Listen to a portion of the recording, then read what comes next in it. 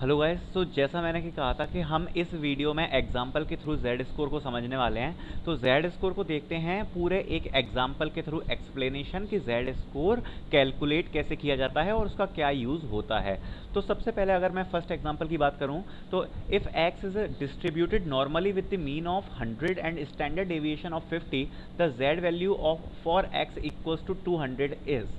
मतलब ये कह रहा है कि अगर x की वैल्यू हमारे पास 200 गिवन है और हम पर मीन 100 है और स्टैंडर्ड डेविएशन हम पर है 50, तो z स्कोर इसका कैसे कैलकुलेट करना है। तो सिंपल हम अपने फॉर्मूले में पुट करेंगे। हमारा फॉर्मूला होता है x minus mu upon standard deviation. तो x की जगह 200 रखा, मीन की जगह 100 एंड स्टैंडर्ड डेविएशन हो गया 50। हमारा z स्कोर आ गया 2.0। ठीक है, this says that x equals to 200 is 2 standard deviation, 2 increments of 50 units above the mean of 100। इसका मतलब क्या हुआ कि हमारा जो मीन था वो था 100 और स्टैंडर्ड डेविएशन था 50। तो अगर मैं स्टैंडर्ड डेविएशन पे पहले वन डिस्टेंस चलूँ, मतलब केवल 50 चलूँ, तो 100 प्लस 50 कितना हो गया 150। ठीक है, फिर उसके बाद अगर मैं दो डिस्टेंस चलूँ, मतलब 100 प्लस 50 प्लस 50 कितना हो गया 200, तो हम x पे पहुंच जाएंगे। क्योंकि हमारा z स्कोर क्या आया 2 आया ना, x का z स्कोर आया 2, x क्या है 200। इसका मतलब ये है कि दो स्टेप्स स्टैंडर्ड डेविएशन से हमारा x दूर है। ये हमारा डिस्ट्रीब्यूशन था नॉर्मल डिस्ट्रीब्यूशन। इस नॉर्मल डिस्ट्रीब्यूशन में हमारा मीन जो था वो था 100 और जो हमारा एक्स था वो था 200। फिर जब हमने इसको z स्कोर में कन्वर्ट किया तो मीन हमारा 0 हो गया और ये जो पोजीशन आ गई हमारी आ गई 2.0 हमारा z स्कोर, जहाँ पर हमें कैलकुलेट करना है अपने एरिया को। तो जब हम इसको z स्कोर में कन्वर्ट करते हैं तो एक्चुअली क्या होता है, ये जो बेल शेप कर्व होती है इसमें हम area under the curve calculate करते हैं। एरिया अंडर द कर्व मतलब इस रीजन के अंदर जितना भी एरिया आ रहा है उसको हम कैलकुलेट करते हैं। अगले एग्जांपल से और एक बार समझेंगे इसको। तो देखो, probability is measured by the area under the curve, ये मैंने आपको बता दिया। जैसे कि ये हमारी पूरी बेल शेप्ड कर्व है, अगर ए से बी इस एरिया के बीच में अगर हमें प्रोबेबिलिटी चाहिए तो इस पूरे एरिया को हम कैलकुलेट करने वाले हैं जेड स्कोर से। एग्जांपल के थ्रू अच्छे से क्लियर होगा ये कि हाँ, तो पहली बात अगर ये है कि अगर हमने ये एक बेल शेप कर्व अगर प्लॉट करी है, हमारा डेटा कुछ इस टाइप से डिस्ट्रीब्यूटेड है, तो इसकी जो लिमिट होती है वो होती है minus infinity two plus infinity. मतलब अगर मैं यहाँ से बिल्कुल स्टार्टिंग पॉइंट से चालू करूँ सबसे पहले लेफ्ट साइड में, तो माइनस इन्फिनिटी से लेके जो मीन तक का पोर्शन है उस पोर्शन को मैं कहूँगा, जितना भी एरिया अंडर द कर्व है माइनस इनफाइनाइट से लेके मीन तक, उसको मैं कहूँगा 0.5, मतलब 50% ऑफ द डिस्ट्रीब्यूशन। एंड फिर मीन से लेके राइट हैंड साइड तक पूरा जो प्लस इनफाइनाइट है वहाँ तक मैं कहूँगा और 50%, मतलब 50% ऑफ डिस्ट्रीब्यूशन 0.5% ये हो गया।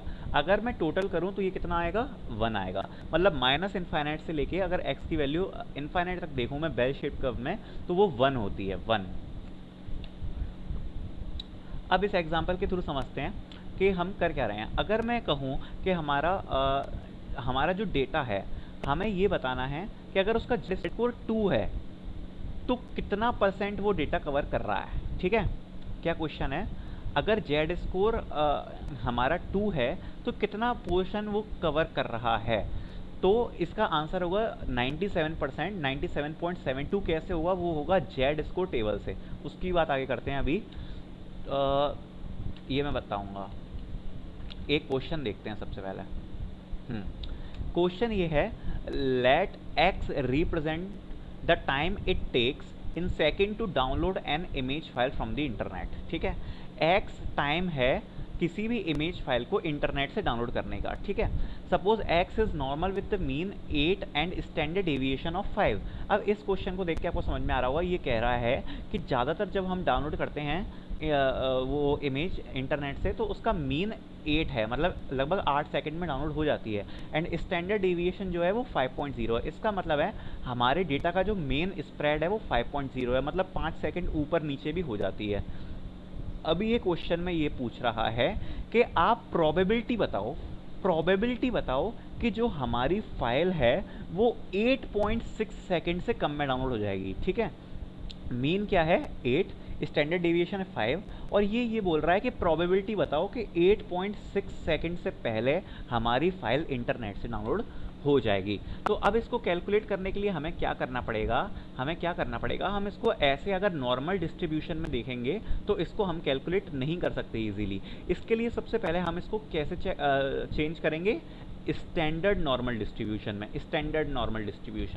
तो जब मैं स्टैंडर्ड नॉर्मल डिस्ट्रीब्यूशन में इसको चेंज करूंगा तो इसका फॉर्मूला क्या होता है, z equals to x minus mu divided by sigma means standard deviation, मतलब 8.6 माइनस 8 डिवाइडेड बाय 5.0, तो क्या आ गया हम पर 0.12, ठीक है 0.12 आ गया। अब इसको हम जब ये हमारा नॉर्मल डिस्ट्रीब्यूशन है, आप देख सकते हो जब मैं इसको स्टैंडर्ड नॉर्मल डिस्ट्रीब्यूशन में चेंज कर रहा हूँ तो ये 0.12 क्या बता रहा है, ये बता रहा है कि ये 8 को कर दिया 0, हम अपने मीन को हमेशा क्या ले लेते हैं 0, तो 0 ले लिया एंड 0.12 यहाँ पर आ गया। हमें ये कैलकुलेट करना है, कितना कैलकुलेट करना है, 0 से लेके 1.2 आगे तक। समझ में आई ना बात, हमने z कैलकुलेट किया वो कितना आया 0.12, तो हमें 0 से 0.12 यहाँ मतलब यहाँ से लेके पूरा 0.12 तक का एरिया हमें क्या करना है, इसकी वैल्यू निकालनी है प्रोबेबिलिटी की।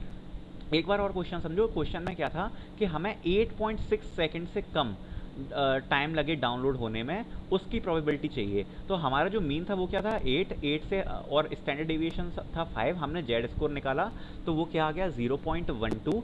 तो ये क्या हो गया, हमारा जो स्टैंडर्ड जो डिस्ट्रीब्यूशन था नॉर्मल डिस्ट्रीब्यूशन, वो हमने सबसे पहले क्या किया स्टैंडर्ड डिस्ट्रीब्यूशन में कन्वर्ट कर लिया, तो मीन आ गया 0 एंड 0.12 ये हमारा जेड स्कोर आ गया।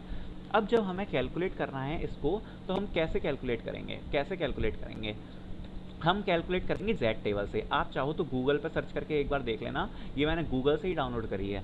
तो गूगल पे आपको जेड स्कोर टेबल मिल जाएगी, ये जेड स्कोर टेबल से आपको क्या देखनी है, वैल्यूज़ देखनी है।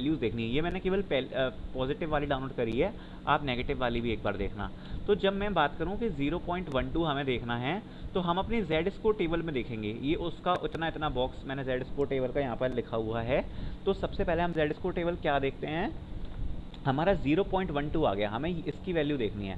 तो सबसे पहले z में गए हम 0.1 पे और फिर उसमें गए 0.02 पे, क्योंकि हमें 0.12 की वैल्यू देखनी है।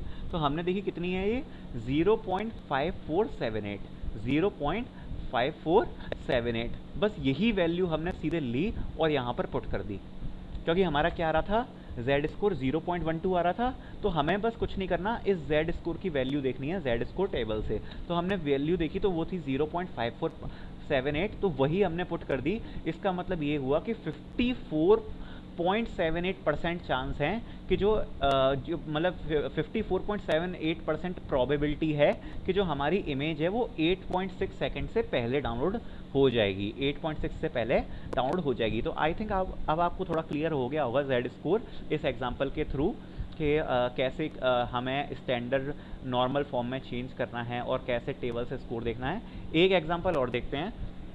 पहले तो इसी एग्जांपल में मैं बात कर लेता हूँ। ये तो हमने देख लिया था कि मतलब 8.6 सेकंड से कम में कितनी प्रोबेबिलिटी है कि डाउनलोड हो जाएगी, तो वो ये था 54.78। अब मेरे को देखना होगा अगर 8.6 सेकंड से ज़्यादा सेकंड लेकर कितना टाइम लेकर क्या चांस है कि मतलब वो डाउनलोड होगी फाइल, मतलब कि वो 8.6 सेकंड से ज़्यादा टाइम ले डाउनलोड होने में। तो उसकी प्रोबेबिलिटी क्या होगी 1 माइनस 54.78 क्या आ गई 0.4522, मतलब 45.22% चांस हैं कि वो 8.6 सेकंड से ज़्यादा टाइम लेगी। एक एग्जांपल और देखते हैं। इस एग्जांपल में मुझे क्या बताना है, मुझे ऐसी प्रोबेबिलिटी बतानी है कि कोई फाइल जिसका मीन 8 सेकंड है, स्टैंडर्ड डेविएशन 5 है, तो क्या प्रोबेबिलिटी है कि वो फाइल 8 से 8.6 सेकंड के बीच में ही डाउनलोड होगी, 8 से 8.6 सेकंड के बीच में ही डाउनलोड होगी, उसकी मुझे प्रोबेबिलिटी बतानी है। तो उसके लिए हम क्या करेंगे, सबसे पहले z का हमने फॉर्मूला लगाया x minus mu upon standard deviation. तो हमारा जो पहला है लिमिट वो क्या है 8 है, तो हमने 8 माइनस 8 किया, क्योंकि हमें 8 से 8.6 के बीच में देखना है। तो सबसे पहले हमने 8 के लिए कैलकुलेट किया तो आ गया 0, फिर उसके बाद हमने z कैलकुलेट किया 8.6 के लिए तो आ गया 0.12। तो हमें क्या देखना है, 0 से 0.12 के बीच में z देखना है अपना। ये हमारे दो z स्कोर आ चुके हैं। तो उसके लिए हम क्या करेंगे, उसके लिए जब हमें ये वाले हमें अगर प्रोबेबिलिटी देखनी है तो इस वाले एरिया को निकालना पड़ेगा, इस एरिया को हमें कैलकुलेट करना पड़ेगा बेल करके। तो हम बता सकते हैं कि कितनी प्रोबेबिलिटी है कि वो 8 सेकंड से लेके 8.6 सेकंड के बीच में ही फाइल डाउनलोड होगी। तो हमने ये probability table Z score table देखेंगे। तो जेड स्कोर टेबल में हमें क्या देखना है, हमने दो चीज़ें कैलकुलेट करी थी जेड स्कोर में, एक तो 0.12 आ रहा था और एक आ रहा था 0। तो जब हम इस 0.12 वाले में से 0 वाले को माइनस कर देंगे तो हमारा ये एरिया निकल जाएगा। ये एरिया निकल जाएगा कि नहीं निकल जाएगा, क्योंकि जो 0.12 वाला एरिया है वो ये पूरा है, यहाँ से लेके यहाँ तक का, यहाँ से बिल्कुल यहाँ से लेके यहाँ तक का पूरा एरिया है 0.12, और यहाँ से लेके बिल्कुल मीन तक का एरिया है 0। तो जब इसमें से इसको माइनस कर देंगे तो यही एरिया बचेगा, केवल ग्रीन वाला जो हाईलाइट किया है। तो हमें बस इन दोनों की वैल्यू देखनी होगी। तो मैंने जब z की 0.12 पर वैल्यू देखी तो z स्कोर टेबल में वो वैल्यू है 0.5478, और जब वैल्यू देखी मैंने 0 की, z की 0 पे वैल्यू देखी तो वो है 0.5000। तो जब मैंने इसको इसमें से माइनस किया तो आ गया हम पर 0.0478। इसका मतलब कि लगभग 4.7% चांस हैं कि 8 से लेके 8.6 सेकंड के बीच में हमारी फाइल डाउनलोड हो जाएगी। अब अगले एग्जाम्पल में क्या देखने वाले हैं, अगले एग्जाम्पल में हम ये देखने वाले हैं कि हमें x कैलकुलेट करना है। मतलब हमें मीन दिया है, डेविएशन दिया है और कुछ परसेंट दिया है डाउनलोड का। क्वेश्चन देख लेते हैं कि suppose x is normal with mean 8.0, standard deviation 5.0, find x such that 20% of the download times are less than x। ठीक है, क्वेश्चन समझ में आ गया। हमें डाउनलोड टाइम जो 20% ऑफ द डाउनलोड टाइम से लेस है वो बताना है।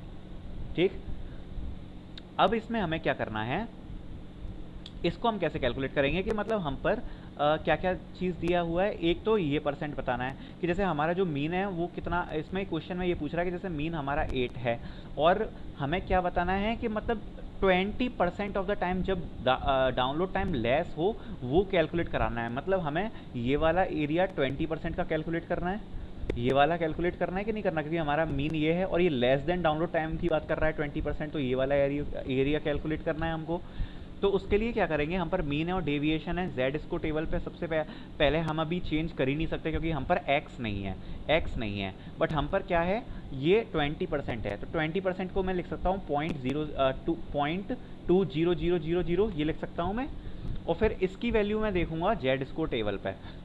तो जब मैंने 0.0002 की वैल्यू देखी 0.2000 की, तो वो जो वैल्यू है वो आती है जेड स्कोर टेबल में -0.8 एंड 0.004 के नीचे, मतलब -0.84 पर।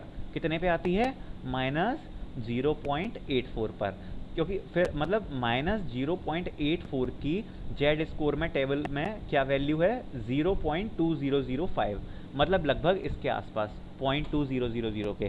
तो जब मैंने ये कैलकुलेट किया तो क्या निकल के आया, -0.84। ये जेड स्कोर टेबल से मैंने वैल्यू देख ली। फिर अब जब मुझे कैलकुलेट करना है तो अब ये मेरे लिए इजी हो गया। ये हमारा जो फॉर्मूला था x minus mu divided by sigma, बस अब मेरे को उसमें वैल्यू रखनी है, केवल वैल्यू पुट करनी है। ठीक है, तो जब मैंने उस फॉर्मूले को ज़रा रिजॉल्व किया तो क्या हो जाएगा, वो हमारा z से मल्टीप्लाई हो जाएगा सिग्मा का, और जब मैं म्यू को इस साइड लाऊंगा तो म्यू प्लस में हो जाएगा, तो म्यू प्लस जेड सिग्मा हो जाएगा हमारा formula, x equals to mu plus z sigma.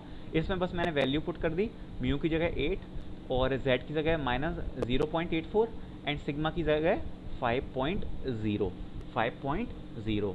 तो बस जब मैंने कैलकुलेट किया तो 3.80 आ गया।